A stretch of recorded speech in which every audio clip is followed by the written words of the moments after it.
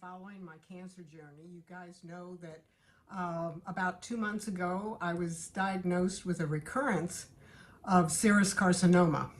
It metastasized to my abdominal wall, and I subsequently had surgery to remove it. But now I'm going to have to undergo 6 sessions of chemotherapy.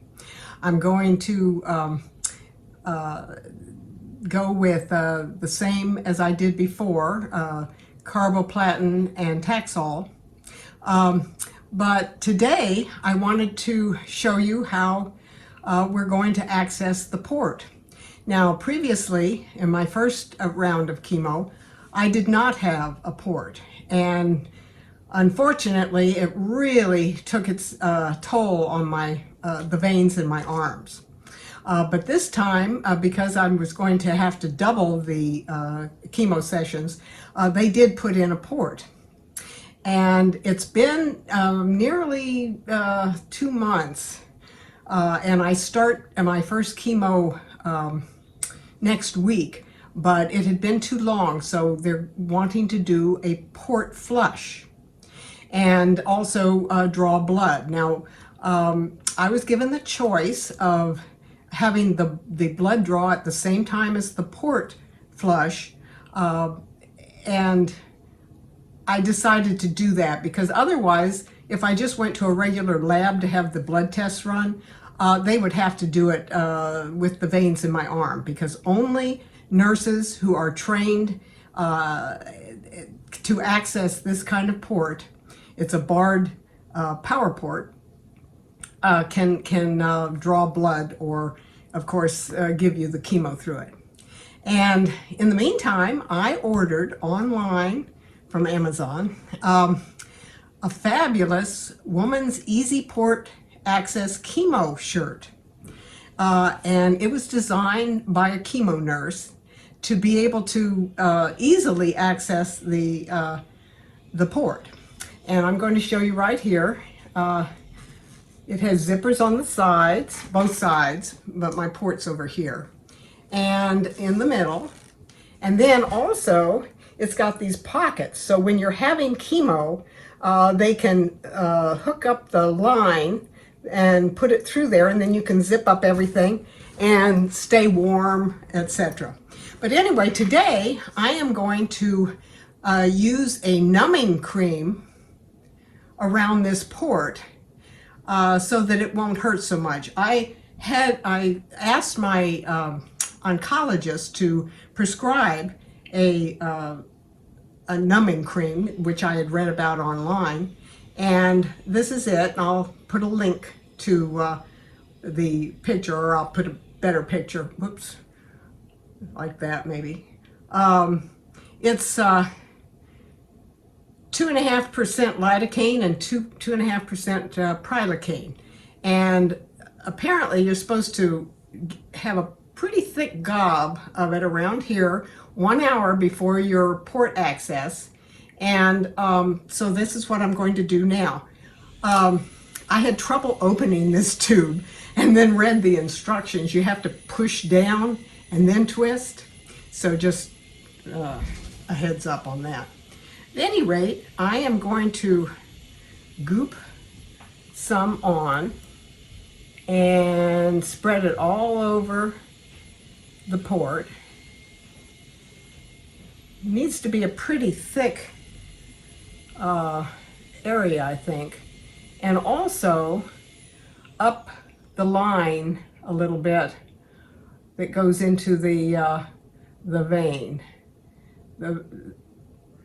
So that's pretty good. And also a tip I found online was that to put it a little extra around, because so it would be less painful afterwards.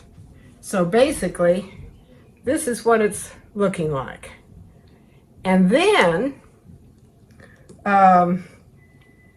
another tip I found online was to use Glad press and seal, and to put a piece over it so it won't gob up your clothes. And so I tore a piece off, but obviously that one's too big. So I'm going to take a pair of scissors and cut a slice that I think will cover the port. Well, this is harder to do than I thought. Should have had this all set up, I guess. And then I'm going to take it and put it over that, just like this.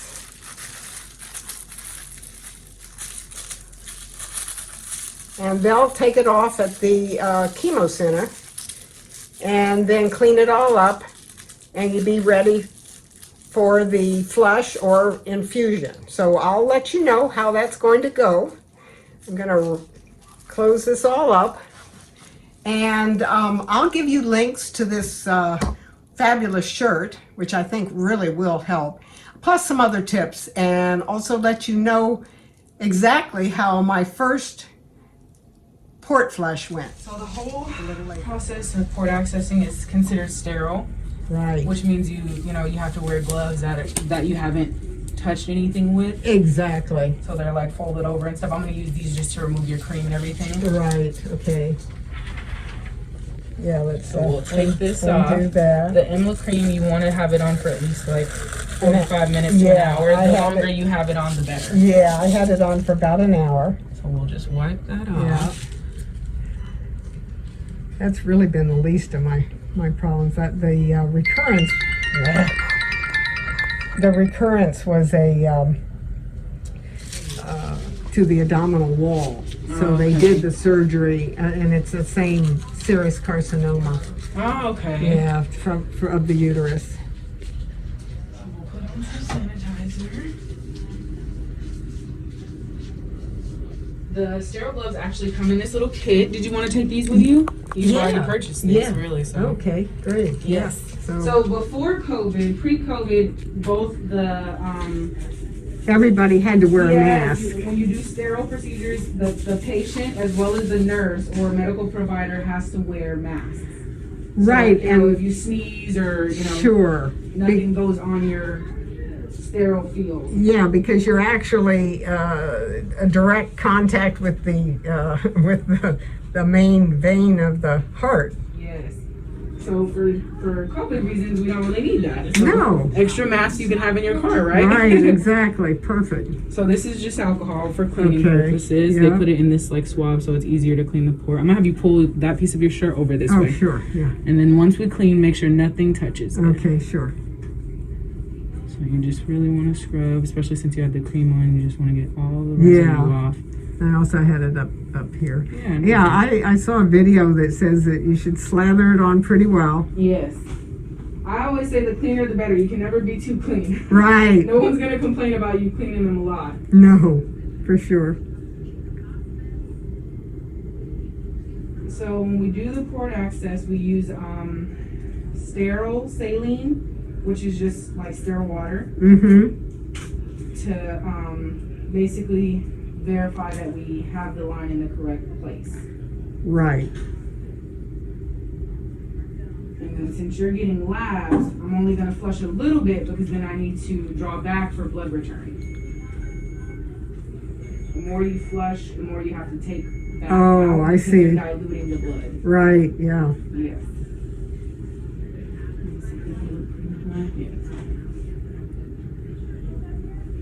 Okay, so you do not have a power port, which just means that you don't have these 3 little dots that usually symbolize the middle. So all you have to do, if the patient doesn't have a power port, you're gripping each end of the port and you're aiming for the middle. See? Oh, for heaven's sakes, it didn't even hurt. See? Oh, my goodness. You have no idea. That was always such a traumatic thing for me. This one's a really big dressing, but we're not gonna Oh, have it that's on all for- right. So we'll just stick this part down there. Oh, As perfect. long as it's covered, then that's Yeah. all that matters. So first we're gonna flush a little bit. Okay. It's flushing well, which usually means that you're in there, but just for verification, you draw back. Oh, there it goes. You see the blood return? Oh, yes. Look at that. Nice blood. Oh, my goodness. How much easier is that? No more 17 IV sticks, right? Oh, you have no idea how much better it is. I mean, seriously.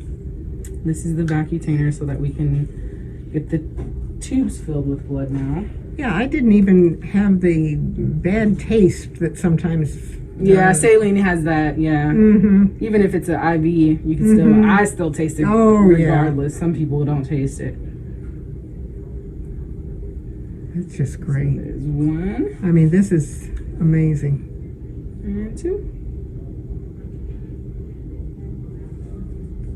And is there any aftercare for this? Not really. No, because we're removing the needle. You won't even have access to it. Oh, great. So now that we've got our tubes of blood, set that there for a second. We're gonna flush with more saline, just to make sure the blood's flowing back around because we pulled it, into the tubing now.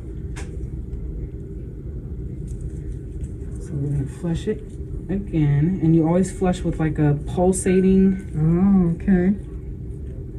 To make sure that the blood is actually moving, just in case there's any little, build up.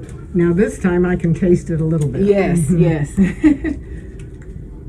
One more flush, and then we seal it with heparin so that we make sure that it stays, the blood stays fluid. Now, how often do you have to have this done? If you're, of course, my chemo, I guess, is going to be every 3 weeks. So your provider will decide for you specifically, but if you're coming in anyway to use it, then they won't prescribe you to get port flushes as much because you're using it actively. Right. If you were to, like people that go into remission, those are the ones that have to come usually every 4 to 6 weeks because they're no longer actively using it. Right, and so that'll be after October or something. She said I'd have to keep the port in for a while. Yes.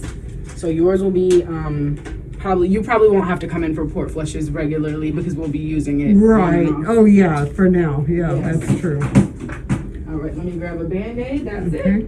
Oh, that's just wonderful. Thank you so much, Jasmine. I really appreciate it. It's like a pleasure. I have never done someone's first one. They've all been coming for a while now. Makes me feel very special. Absolutely. Well, you are special to me. Not knowing is the bad part about how it's going to be or anything. And this will alleviate my anxiety from my actual chemo a lot because that was the worst part of the chemo for me. Oh, the needle sticks. Yes. Yeah, it helps out a lot if you're one of those people that have bad veins. Let me take this off here first because this thing just does what it wants to do. Yeah, I have bad veins, and boy, believe me, they are even worse now.